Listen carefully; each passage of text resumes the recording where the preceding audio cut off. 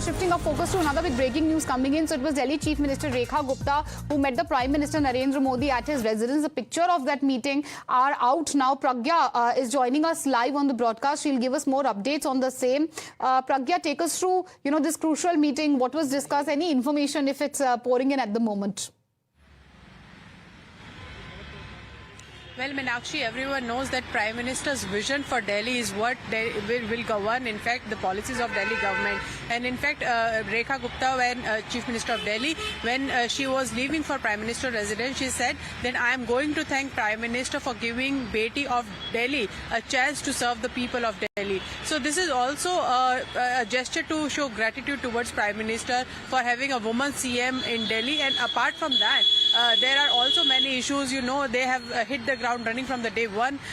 The day they took oath, both CM and the cabinet, they had their first cabinet meeting in which they approved Ayushman Bharat for Delhi. It has been a very big political issue where Centre has blamed Aam Aadmi Party for not implementing central government schemes in Delhi and devoiding, in fact, those people, Delhiites, of those benefit of those schemes. So she must, what we are given to understand, she has thanked Prime Minister Narendra Modi. They have spoken about what all can be done about Delhi. This is a national capital, and Prime Minister is of the view that Delhi should look like a national capital, unlike what it has become over past few years. So cleanliness, sanitation is another going to be important issues. 2,500 rupees to women is going to be another issue. Mohalla clinics and their status report, and having small clinics in every ward and constituency is going to be another. So focus is on health, cleanliness, and also and I would say